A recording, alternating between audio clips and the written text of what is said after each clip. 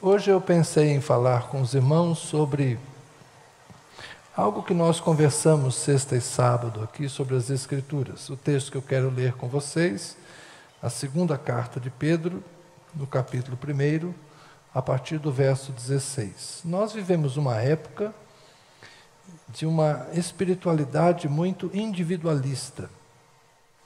Mas, na verdade, nós temos que ter consciência de que a nossa fé não é uma experiência apenas pessoal. Nós, evangélicos mais antigos, ouvimos muitas vezes a salvação é individual. Ou seja, cada um se acerte com Deus. Eu não vou discutir exatamente isso. A experiência da salvação, sim, é individual. A experiência do arrependimento, sim, é pessoal. A experiência do batismo no Espírito Santo, da imersão no Espírito Santo, do recebimento do Espírito de Cristo que nos é dado por sua bondade, é sim uma experiência pessoal. Mas a nossa construção religiosa, a nossa cultura religiosa, a nossa mentalidade cristã, ela não se dá a partir de uma experiência individual. Ela é uma construção coletiva. Pedro nos escreve algo muito interessante. Primeira carta, capítulo 1, verso 16. Porque não lhes demos a conhecer o poder e a vinda de nosso Senhor Jesus Cristo, seguindo fábulas engenhosamente inventadas. Mas nós mesmos fomos testemunhas oculares da sua majestade. Porque ele recebeu honra e glória da parte de Deus Pai, quando pela suprema glória lhe foi enviada a seguinte voz. 2 pontos, travessão, na outra linha. Deus vai falar lá do céu. Este é o meu Filho amado, em quem me agrado. Essa foi a voz que Jesus ouviu. E os discípulos eram testemunhas. Deus do céu falou. Este é o meu Filho amado, em quem me agrado. Ora, nós, quem escreve é Pedro, nós ouvimos esta voz vinda do céu quando estávamos com ele no Monte Santo. Assim, temos ainda mais segura a palavra profética e vocês fazem bem em dar atenção a ela como a uma luz que brilha em lugar escuro até que o dia clareie e a estrela da alva nasça no coração de vocês. Primeiramente, porém, saibam que nenhuma profecia da Escritura provém de interpretação pessoal, porque nunca, jamais, qualquer profecia foi dada por vontade humana. Entretanto, homens falaram da parte de Deus, movidos pelo Espírito Santo. Amém. Abençoa-nos, Senhor, lida a Tua palavra, que dela nos beneficiemos para a nossa edificação e nosso crescimento. Aqui Pedro está escrevendo já suas últimas palavras. Ele já se define aqui como um ancião, como um presbítero. Ele já está mais ou menos como Paulo na segunda carta a Timóteo, preparando a sua despedida. Ele sabe que já está saindo de cena. Ele sabe que o tempo de sua partida também já se aproxima. E ele está preocupado para que os cristãos continuem no reto caminho, no evangelho que lhes foi transmitido pelos apóstolos. Um pouco adiante ele vai falar sobre as cartas de Paulo, sobre o ensino dos apóstolos e como era importante que a igreja se preservasse dos falsos mestres e daqueles que já naqueles dias começavam a desviar a compreensão do evangelho proposto por Jesus Cristo. Ou seja, poucas décadas depois da morte e da ascensão de Jesus, já havia muita conversa e muita dificuldade sobre como estabelecer exatamente o que era a palavra de Jesus, ou qual era a vontade de Jesus. É por isso que nós temos a Bíblia. Preocupados com que o Evangelho se tornasse uma conversa muito difusa, em que quem conta um conto aumenta um ponto, ou cada um contava a história mais ou menos do seu jeito, eles começam então a escrever. Aí nós temos os evangelhos, e antes dos evangelhos temos as cartas apostólicas. A maior parte das cartas apostólicas, tirando as joaninas, elas precedem os evangelhos. Então nós temos o Novo Testamento, e eles já tinham naqueles dias o Antigo Testamento. que para nós é autoridade. Por que é autoridade? Porque nenhum de nós aqui teve como eles a vivência com Jesus. Nenhum de nós aqui, obviamente, conheceu o Verbo encarnado. Então nós dependemos do testemunho deles. E foi isso que Jesus falou para eles. Vocês agora são testemunhas destas coisas. E vocês tratem de contar para os outros. Então, o contar era muito importante. Quando um apóstolo estava presente, ele era a maior autoridade.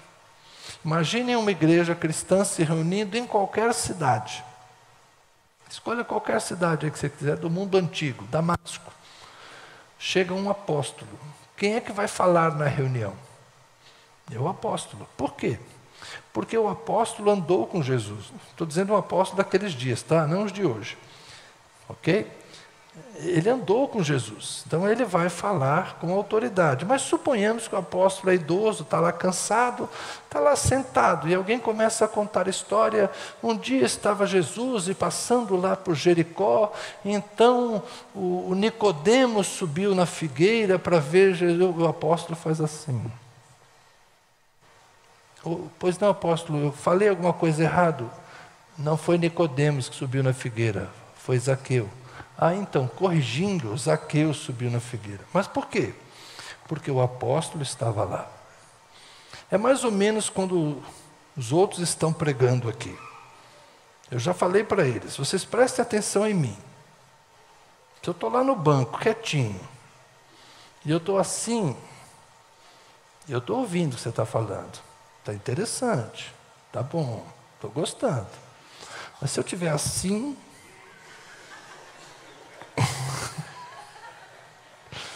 Se eu estiver assim, muda de assunto, encerra esse argumento, porque não está colando. Estou brincando? Não, a linguagem corporal conta, eles sabem disso. Qualquer militar aqui sabe. A tropa está em formação, eles estão olhando o comandante. Se o comandante está assim, sisudão, virou para o lado, fez alguma coisa, o pessoal já sabe. Não é não, mestre? Tem coisa errada aí, já começa a procurar, ver onde é que está. A linguagem corporal conta. Mas, então, naqueles dias, os apóstolos eram a maior autoridade, porque eles haviam convivido com Jesus. Depois dos apóstolos, quem era a segunda maior autoridade? Os evangelistas, que eram comissionados especificamente pelos apóstolos. O apóstolo contava a história com muita dedicação para o evangelista. É aquela pessoa que andava colada com o evangelista. Pensa em Tíquico, Trófimo, Silas, Timóteo, esse pessoal que eram os ajudadores diretos. Pedro com João Marcos, coisas assim. Então, aquela pessoa que ouvia direto do apóstolo. Vocês estão entendendo? É um processo de autoridade de quê? De vivência, de experiência. Hoje, como é que a gente faz? Hoje é o texto bíblico. Quem de nós tem mais autoridade na hora do ensino? Quem estudou mais. Quem conhece mais a Escritura. Mas só isso? Não, nem sempre é conhecimento. Nós temos também uma segunda fonte autoritativa entre nós, que eu diria que é a mais importante. É aquela pessoa que tem intimidade com Deus e vida no Espírito. A gente respeita muito quem tem intimidade com Deus e vida no Espírito. Sexta-feira mesmo eu falei, eu convivi com gente que era analfabeta, mas falava com Deus, não vou dizer igual a Moisés, face a face, mas estava quase lá.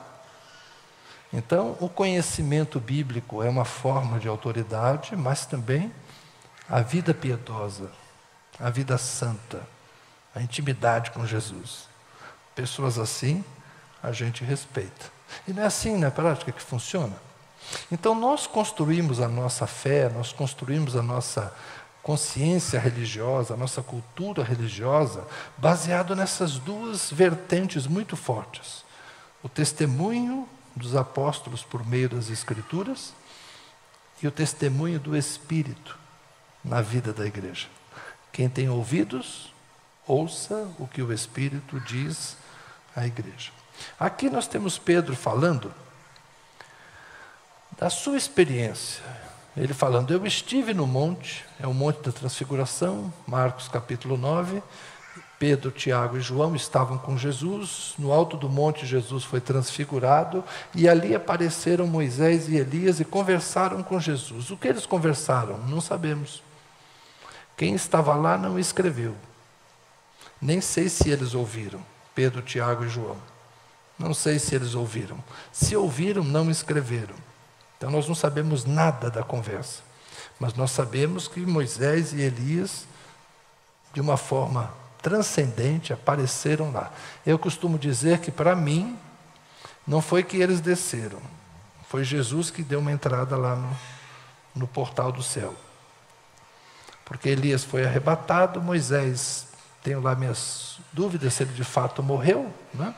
Moisés, eu creio que também foi arrebatado. Não houve testemunha. Elias, Eliseu viu. Moisés não. Por isso a gente fala, Moisés morreu. Ele tem atestado de óbito. Deus disse para Josué, meu servo Moisés é morto. Mas o corpo de Moisés nunca foi achado. Então eu suspeito que, como Elias, Moisés também subiu direto. E nesse momento é como se Jesus tivesse entrado e conversado com os dois lá em cima, ou os dois descido, tanto faz. Eu sei que o céu e a terra se encontraram. E o que Pedro está dizendo aqui? Pedro está dizendo, olha, nós não demos a conhecer a vocês, nós não ensinamos a vocês coisas de fábulas engenhosas, inventadas, mas nós fomos testemunhas de uma voz que disse, Jesus é o Filho de Deus. O Evangelho é a nossa convicção de que Jesus é o Filho de Deus. Vê se você entende isso. Só é cristão aquele que realmente acredita que Jesus é o Filho de Deus. Se você crê que Jesus era um bom homem, que Jesus era um sábio, que Jesus tinha uma ética elevada, que a mensagem de amor era maravilhosa em Jesus, que Jesus foi um exemplo de pessoa, mas você tem suas dúvidas se Jesus era o Filho de Deus, você, me desculpa, você não é cristão. Porque se Jesus não é o Filho de Deus, ele é um grande mentiroso. Eu estava estudando de novo João 7 e 8. Quem tiver paciência depois, veja lá. É a questão de Jesus é ou não o Filho de Deus. A verdade que liberta é a nossa consciência de que Jesus é o Filho de Deus. Porque se Jesus não é o Filho de Deus, como ele dizia, ele era um maluco. Porque alguém que chega assim e fala, eu sou o Filho de Deus. Se eu chegasse aqui e dissesse, olha, permitam-me contar um segredo para vocês. Vocês acham que eu sou apenas uma pessoa normal, de carne e osso, mas eu queria dizer para vocês que eu sou o Filho de Deus. O que vocês iam dizer? Temos um psiquiatra na casa? Alguém poderia, por favor? O pastor está precisando de ajuda, alguém pode tirá-lo de lá, que agora ele pirou de vez. Não é verdade? Se alguém chegasse hoje dizendo que é o Filho de Deus, nós dizíamos, é doido. Mas Jesus fez obras, fez milagres, fez sinais. Só que entre as coisas que ele ensinou que ele era o Filho de Deus. Então, se você crê nisso, você é cristão. Se você não crê nisso, você não sabe o que você é. Você pensa que é cristão, mas ainda não é. Porque a essência do cristianismo está em acreditarmos naquilo que Jesus disse ser, naquilo que Jesus fazia. Ele disse, a mensagem que eu prego, a mensagem que eu ouvi do meu Pai, o ensino que eu profiro, não é o meu ensino, é o ensino que eu ouvi do meu Pai. As obras que eu faço são as obras que o meu Pai faz. Então ele procurou em vida demonstrar a sua filiação com Deus. E ele disse que na morte nós teríamos certeza de que ele era o Filho de Deus. Não tanto na morte, mas principalmente na sua ressurreição. Então, um verdadeiro cristão acredita que Jesus nasceu da Virgem, viveu sem pecado, morreu injustamente na cruz e foi levantado dos mortos, porque ele sim cumpriu fielmente a vontade de Deus e foi obediente até a morte e morte de cruz. E por isso Deus o levantou e Deus o exaltou, e não só o tirou da sepultura, mas o colocou no céu e lhe deu um nome que é acima de todo nome, para que diante dele todo joelho se dobre e toda língua confesse: Jesus Cristo é o Senhor. Isso é cristianismo. Isso é cristianismo. Puro e simples, como diria C.S. Lewis. Então, o que Pedro está dizendo aqui, nós não inventamos estas coisas. Nós vimos, nós estávamos lá, nós ouvimos essa voz. Mas, de forma interessante, ele passa a validar também as antigas profecias nesse texto. Temos ainda mais segura a palavra profética, e vocês fazem bem em dar atenção a ela como a uma luz que brilha em lugar escuro, até que o dia clareie e a estrela da alva nasça no coração de vocês. Por que Pedro está falando isso? Veja que ele está falando da experiência do Monte da Transfiguração. E no Monte da Transfiguração ele viu Moisés, que é o maior profeta para os judeus. Ele é o legislador. Ele é o grande profeta do Antigo Testamento. E depois tem Elias, que é o profeta da outra época, posterior, em que a palavra da profecia era dada de forma um pouco mais difusa, vamos dizer assim. Então, Moisés e Elias falando com Jesus é uma autenticação de que os profetas do passado eram como uma luz, que brilha em lugar escuro, até que o dia clareie e a estrela da alva nasça no coração de vocês. O que eram as antigas profecias? Luz no escuro. Lamparinas acesas. Que não clareavam o mundo todo, mas clareavam ao redor daquela pessoa. Assim, os antigos profetas, eles não foram uma luz para o mundo, mas eles foram uma luz para aqueles que podiam ouvi-los. Moisés foi luz para o povo que ele tirou do Egito, que caminhou com ele no deserto. Moisés foi uma luz para aquele amontoado de pessoas que saiu de uma condição de escravidão e peregrinou durante um tempo, adquiriu uma certa identidade nacional, para então se tornarem aptos para conquistar a sua terra. Moisés foi uma luz para aquelas pessoas. Depois Elias, Eliseu, Isaías, Jeremias, Zacarias, Malaquias e tantos Ias, mas também tem os El, tem o Ezequiel, tem o Daniel, né? Porque El é Deus e Ias é Yahvé. Então os profetas de Deus eram luzes, cada qual na sua época, cada um no seu momento, cada um no seu contexto, e eles traziam uma palavra de consolo, de orientação, de correção, para aqueles que imediatamente estavam ao seu redor. Todas essas palavras de profecia que nós temos como o Antigo Testamento, são luzes no escuro. Ainda era trevas.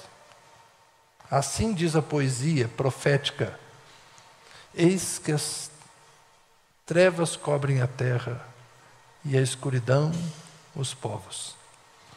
Mas para os que esperam no Senhor, nascerá a luz nas trevas. O que é o Evangelho de Jesus Cristo? Diferente das profecias que eram luzes no escuro enquanto ainda era noite, Jesus é a verdadeira luz que veio ao mundo, como cantamos, e ilumina todo homem. Jesus é o cumprimento das antigas profecias que prenunciavam um tempo em que seria dia claro, em que as coisas se tornariam luminosas. Por isso Jesus disse aos seus discípulos: enquanto eu estou com vocês, eu sou a luz do mundo. Aproveitem esse tempo, aproveitem enquanto a luz está com vocês. E depois ele disse aos seus discípulos: agora vocês são a luz do mundo. Então o Evangelho de Jesus Cristo, ele é superior às antigas profecias. Porque se as antigas profecias da antiga aliança eram luzes esparsas para situações momentâneas, o Evangelho é a boa nova de salvação para toda criatura no mundo todo, em qualquer época. Essa é a beleza do Evangelho. Não importa onde você esteja no mundo hoje. Semana passada, quem estava aqui viu o pastor Esdras dar testemunho da sua ida à Coreia. Mais de 5.000 pessoas de mais de 200 países diferentes, confessando quem? A serviço de quem? De Jesus. Ele é a luz que veio ao mundo. No mundo todo tem gente dizendo, Jesus Cristo é o Senhor. O Evangelho é o mesmo. O jeito de cultuar, o jeito de falar certas coisas, alguns costumes, tem a ver com a cultura, mas em sua maioria, na essência profunda, o Evangelho é uma mensagem só. Jesus Cristo está reconciliando os homens com Deus. Jesus Cristo nos oferece o perdão dos pecados. Jesus Cristo nos convida ao arrependimento. Jesus Cristo batiza com o Espírito Santo. Jesus Cristo nos ajuda a vencer as nossas limitações. Jesus Cristo nos fortalece, nos transforma, nos abençoa. O Evangelho é uma mensagem de esperança. Não só uma mensagem de amor, mas também uma mensagem de esperança, de uma nova vida em Cristo. É por isso que Pedro vai dizer que as profecias do passado não são de particular interpretação, mas homens falaram pela vontade de Deus e não pela vontade humana. Então, quando a gente olha a Bíblia, a gente entende a Bíblia não como uma expressão daquilo que os homens achavam, mas daquilo que Deus nos deu a conhecer, daquilo que Deus revelou a eles, e eles escreveram para que isso chegue a nós.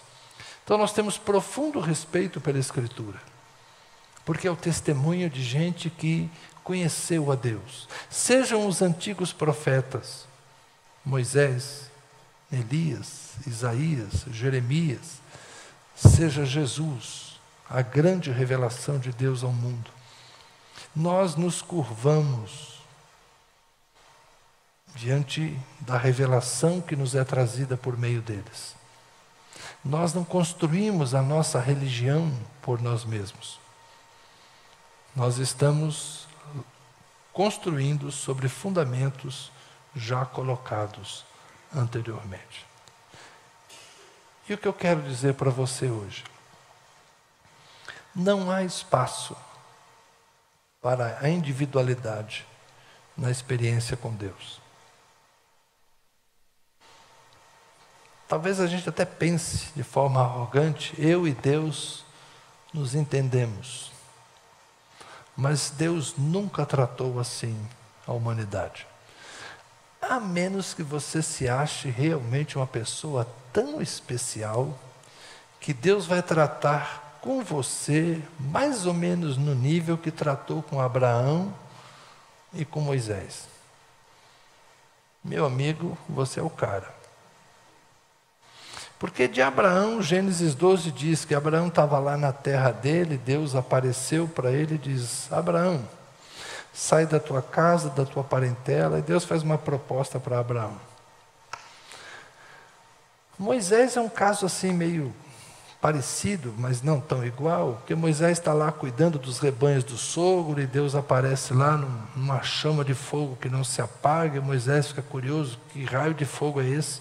Que essa planta não se consome, ele se aproxima lá, e daquela chama vem uma voz dizendo, tira a sandália, porque esse aqui é um lugar santo, agora você vai lá e tira o meu povo do Egito. Então assim, duas pessoas bem fora da curva. Deus falou que ia multiplicar e fazer dele uma grande nação.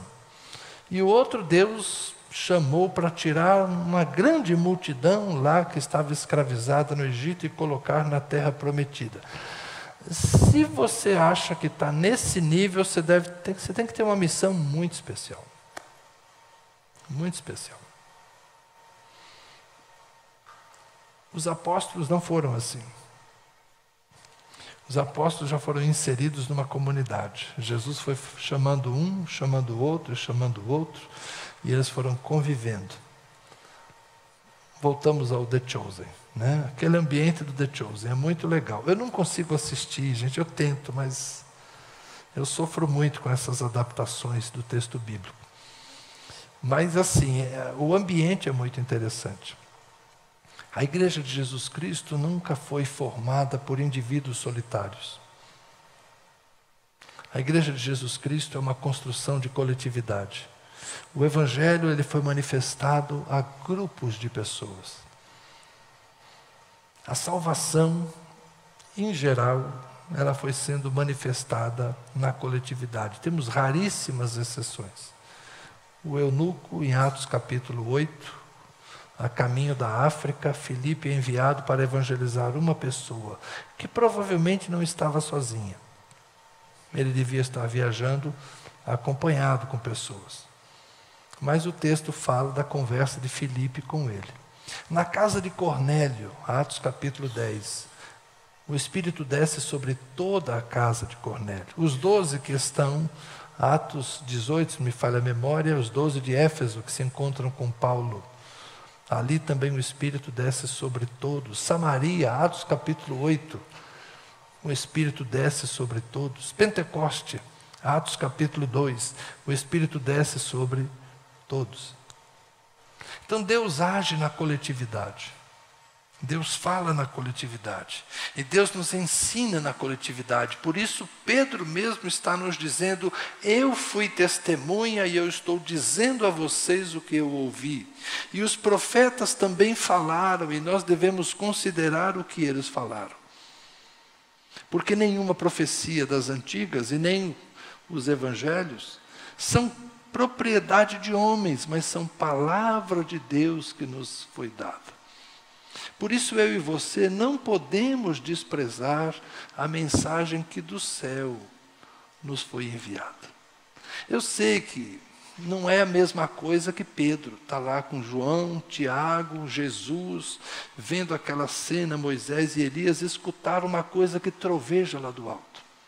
Eu sei que não é como Israel no Sinai, que estão lá vendo o monte fumegar, nuvens escuras de tempestade, relâmpagos e trovões, a coisa lá em cima estourando, e eles falando: Moisés, pelo amor de Deus, Moisés, sobe lá e fala você com ele. Nós estamos tudo apavorados aqui. Sobe lá e resolve você com Deus, depois você desce e conta. Porque a voz de Deus deixava eles assustados. Então, eu sei que às vezes você gostaria de uma manifestação dessas, não é? Mas olha, elas são tão raras que elas estão escritas para que aqueles que creem saibam que elas aconteceram. Hoje Deus vai falar mais ou menos como Elias, na brisa suave. Deus fala pelo meio das pessoas. Deus fala em sonhos, Deus fala por anjos, Deus fala pela Bíblia, Deus fala por canções. Deus está sempre falando. Mas não fique esperando uma voz que venha do céu. Jesus já veio, já pisou essa terra, já andou entre nós, já formou um corpo de discípulos e pediu que eles multiplicassem, gerando novos discípulos. Então hoje Deus fala por meio de pessoas, porque na maioria das vezes, na quase totalidade das vezes, foi assim que Deus se manifestou. Então não espere uma voz vinda do céu para se converter. Converta-se hoje. Escute um amigo, escute Jesus, escute um parente, escute seu pai, sua mãe, seu filho, sua filha, seu marido, sua esposa. Escute o convite de Jesus, o convite gentil que Jesus está te fazendo. Ouça a voz do Evangelho, ouça a voz da profecia, ouça a voz de Deus, porque Ele quer salvar a mim, Ele quer salvar a você. Creia, Ele está te aguardando, disposto a te abençoar. O convite de Jesus para nós é o mesmo daqueles dias. Arrependam-se dos seus pecados e recebam o Espírito de Deus. O Espírito será dado a todo aquele que pedir. E quando a gente tem esse encontro, aí sim, a experiência pessoal com o Espírito Santo, as dúvidas terminam, as inseguranças terminam, e a convicção da fé se coloca em nós. Amém? Vamos orar? Coloque-se em pé, por favor. Eu acho que peraí, senta todo mundo. Eu acho que hoje eu vou fazer uma coisa que há muito tempo eu não faço.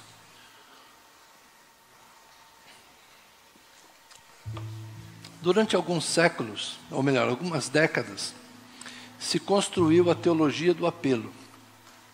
A teologia do apelo é aquele chaveco no fim do culto, convidando alguém para aceitar Jesus como seu Salvador. E alguns aqui na igreja se perguntam, por que o pastor Zé Carlos não faz isso? Eu não faço porque às vezes a mensagem não é adequada para isso, raramente ela é. Mas hoje eu queria fazer uma pergunta. Quem ainda não teve a sua experiência com Jesus? Aquilo que você ouviu hoje, e você agora está perguntando para você mesmo: será que eu conheço esse Jesus? Será que eu já recebi esse dom do Espírito? Será que se eu morrer agora, Jesus está de fato me esperando do lado de lá? Eu tenho certeza da minha salvação? Existe um passo de fé que às vezes a gente precisa dar. Não é o passo da igreja, né? Não é para o pregador, é para Jesus. A gente precisa entregar o coração para Jesus. O que é fazer isso? É você admitir que sozinho você não chega. Jesus não quer que a gente faça nada além de aceitar o que Ele já fez por nós. Então, é por isso que a gente é salvo pela graça de Deus, pela bondade de Deus, mediante a nossa fé. Não é crer que eu vou fazer algo para que Deus então diga, agora gostei. Não. É dizer assim, Senhor, eu sei que eu nunca serei suficiente, mas o que Jesus fez por mim, eu aceito. A salvação que me é oferecida de graça, eu aceito. O perdão que me é oferecido de graça, eu aceito. A transformação que me é oferecida pela bondade e o poder do Espírito Santo, eu aceito. Eu me rendo, eu me entrego e eu peço que o Senhor me aceite. Entenderam? É essa a mentalidade. Então eu quero convidar aqueles que não fizeram, que façam isso. Mas você não vai vir na frente, você não vai publicizar isso. Nós vamos todos ficar de pé. E você faz isso no seu lugar, entre você e Jesus. Porque Jesus está te vendo, está te ouvindo.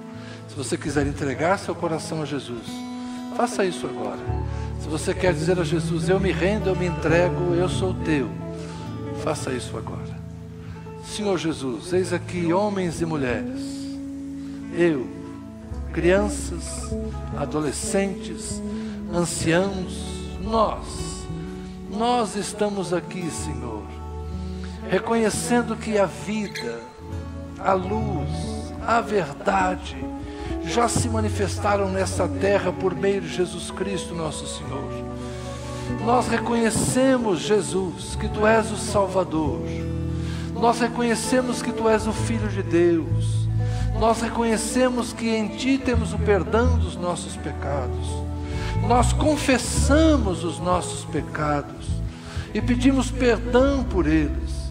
Nós nos aproximamos do Senhor, crendo na graça perdoadora, crendo no poder regenerador e renovador do Espírito Santo.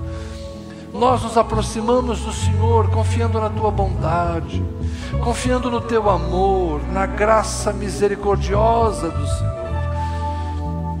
E eu peço, Senhor, por mim mesmo e por meus irmãos e irmãs, que o Senhor nos acolha, que o Senhor nos receba e que o Senhor envie sobre nós o dom do Espírito Santo, para que experimentemos uma vida nova, Senhor, Não importa em que momento da nossa trajetória estejamos, não importa quantos anos de vida nós tenhamos, mas que uma vida nova nos seja dada, Senhor, no encontro contigo, no monte, onde a luz brilha, que ela nos ilumine agora, Senhor, que ela nos ilumine e que sobre nós venha o dom do Espírito, Pai.